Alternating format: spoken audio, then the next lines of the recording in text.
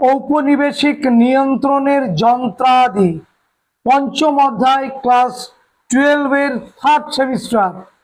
এই অধ্যায়ের আমি 70খানা প্রশ্ন একদম সমগ্র অধ্যায় ধরে রেখেছি এবং এই 70টা প্রশ্ন আশা করি তোমরা অবশ্যই করবে এবং যদি পারো লাস্ট পর্যন্ত ভিডিওটা কিন্তু দেখবে।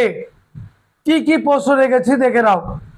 রেগুলেটিং অ্যাক্ট পাস হয়েছিল কত সালে? 1773 সালে। এই যে রেগুলেটিং অ্যাক্ট ভারতবর্ষের 1773 সালে পাস হয়েছিল, সেই সময় ইংল্যান্ডের প্রধানমন্ত্রী কে ছিলেন? Lord north. পরের প্রশ্ন, ভারতে কার আমলে রেগুলেটিং আইন তৈরি হয়? ভারতবর্ষে কার আমলে? উত্তর, ওয়ারেন হেস্টিংস। 3 নম্বর প্রশ্ন, বাংলার প্রথম গভর্নর জেনারেল কে ছিলেন? Warren Hastings. চতুর্থ প্রশ্ন, কলকাতায় সুপ্রিম কোর্ট স্থাপিত হয় কত সালে? 1774। পঞ্চম প্রশ্ন, এলিজা ইম্পে কে ছিলেন? কলকাতা সুপ্রিম কোর্ট প্রতিষ্ঠিত হলো রেগুলেটিং অ্যাক্ট 1773 অনুযায়ী 1774 সালে।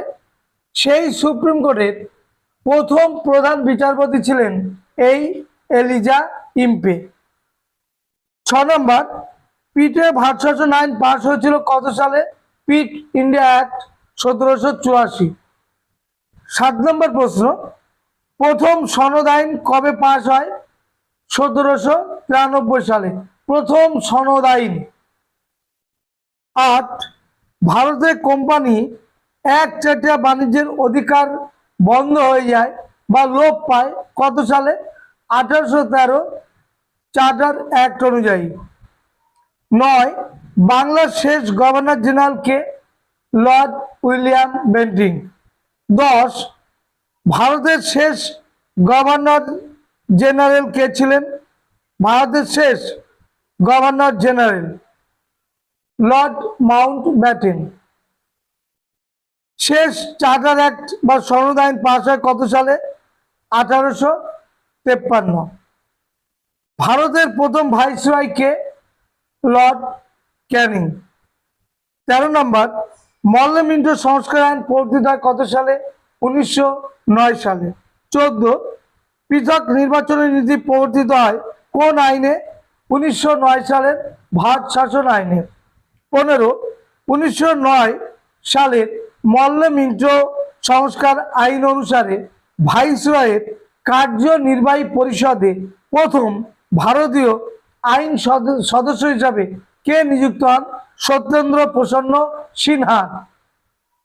16, কেন্দ্রে দ্বিকক্ষ বিশিষ্ট আইনসভা গঠনের কথা বলা হয় কোন আইনে? মন্টেগু চেমসফোর্ড আইনে। 17, মন্টেগু চেমসফোর্ড শাসন সংস্কার আইনকে দাসত্বের পরিকল্পনা বলেছেন কে? Shrimati Annie Besant. 18, কোন আইনের দ্বারা ভারতে একটি যুক্তরাষ্ট্র গঠনের সিদ্ধান্ত নেওয়া হয়? 1935 খ্রিস্টাব্দের গভর্নমেন্ট অফ ইন্ডিয়া অ্যাক্ট যে দ্বারা। 19, জুডিশিয়াল মার্ডার এই ঘটনার সঙ্গে যুক্ত বিভাগের নাম কি? বিচার বিভাগ। পরের প্রশ্ন 20, ভারতে ঔপনিবেশিক শাসনের অন্যতম ভিত্তি কি ছিল? আমলাতন্ত্র। Father of civil service in India কাকে বলা হয়? লর্ড কর্নওয়ালিসকে। পরের প্রশ্ন, কর্নওয়ালিস কোড কবে প্রবর্তিত হয়? 1793। পরের প্রশ্ন, ফোর্ট উইলিয়াম কলেজের প্রতিষ্ঠাতাকে?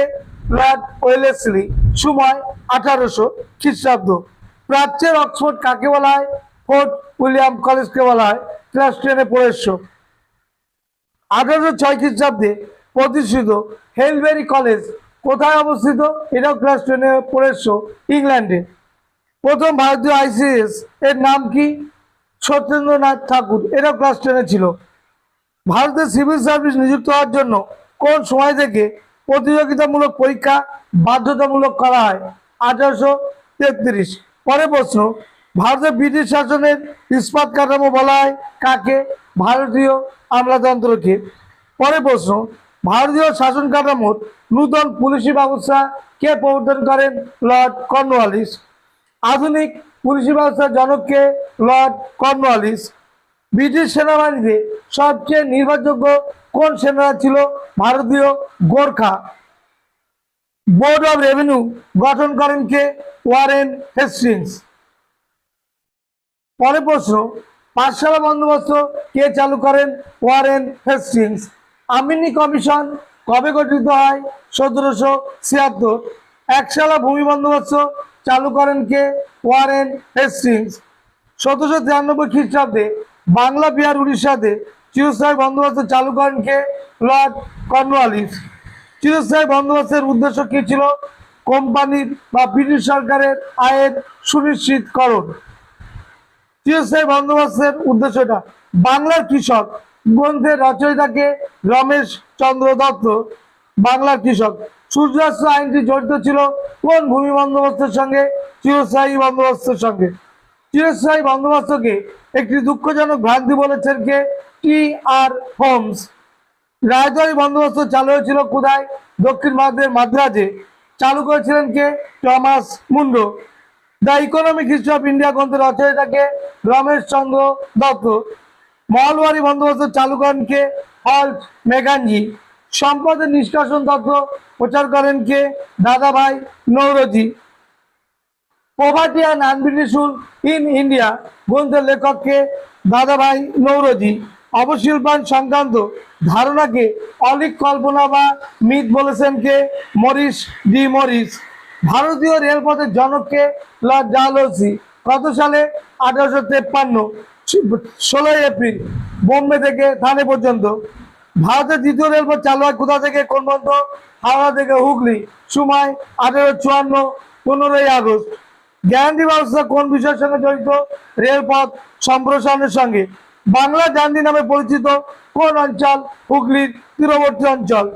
কোন ব্রিটিশ কর্মচারীর উদ্যোগে ভারতের প্রথম পাটকল স্থাপিত হয়? George Auckland. ভারতের প্রথম পাটকল কোথায় হয়েছিল? হুগলির রিষাতে। ভারতের প্রথম বাষ্প চালিত পাটকল স্থাপিত হয় কোথায়? 1859 সালে বরানগরে। ভারতের প্রথম চা কোম্পানি গঠিত হয় কোথায়? আসাম টি কোম্পানি নামে 1839 খ্রিস্টাব্দে। ইউরোপে কৃত্রিম নীলের আবিষ্কার হয় কত সালে? 1892 খ্রিস্টাব্দে। ভারতের কোন শহরকে গ্লাস সিটি অফ ইন্ডিয়া বলা হয়? ফিরোজাবাদকে। ভারতের প্রথম কয়লাখানি আবিষ্কৃত হয় কোথায়? রানীগঞ্জে। ভারতীয় চট শিল্পের মূল পতাকারা ছিল মারোয়ারিরা। প্রথম স্বদেশী জাহাজ কোম্পানি চিদম্বরম পিল্লাই প্রতিষ্ঠা কত সালে? 1906 খ্রিস্টাব্দে।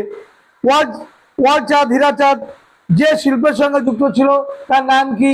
জাহাজ নির্মাণ। বেঙ্গল কেমিক্যালের প্রতিষ্ঠাতাকে? প্রফুল্ল চন্দ্র রায়। ভারতের আধুনিক শিল্প প্রতিষ্ঠার প্রথম পথপ্রদর্শককে? দ্বারকানাথ ঠাকুর। কোন আইনের মাধ্যমে ভারতে প্রথম নিয়মতান্ত্রিক শাসনের সূচনা হয়? রেগুলেটিং অ্যাক্ট অনুযায়ী। কোন ইন্ডিয়ান পেনাল কোড রচিত হয় কার আমলে? লর্ড উইলিয়াম বেন্টিংয়ের আমলে। ভারতের গভর্নর জেনারেল কত খ্রিস্টাব্দে ভারত শাসন আইন দ্বারা ভাইসরয় উপাধিতে ভূষিত হয়? 1858 সালে। প্রথম ভাইসরয়কে? লর্ড ক্যানিং। ভাইসরয় কত অর্থ কি? রাজ প্রতিনিধি। 1909 খ্রিস্টাব্দে ভারতীয় পরিষদ আইনটি পাশ হয়েছিল কোন ভাইসরয়ের আমলে? উত্তর, লর্ড মিন্টো। ভারতের নিয়মিত পুলিশ বাহিনী গঠন করেছিলেন কার উদ্যোগে বা গঠন করা হয়েছিল কার উদ্যোগে? Warren Hastings. ভ্রাম্যমাণ কমিটি গঠন করেছিলেন কে? Warren Hastings. এই ছিল আজকের 70টা প্রশ্ন। আশা করি এই প্রশ্নগুলো তোমরা সবাই দেখবে এবং রেডি করে যাবে। দেখো, একটু কষ্ট হলেও ভিডিওটা দেখে নেবে এবং তোমাদের থার্ড সেমিস্টারের অনলাইন ক্লাসের জন্য যারা ফোর্থ সেমিস্টারে অনলাইন ক্লাসের জন্য যারা যোগাযোগ করবে অবশ্যই হোয়াটসঅ্যাপে তোমরা সেইটা যোগাযোগ করতে পারো এবং যদি ভালো লাগে অবশ্যই তোমাদের কমেন্টস জানাবে। কেমন? সবাইকে ধন্যবাদ।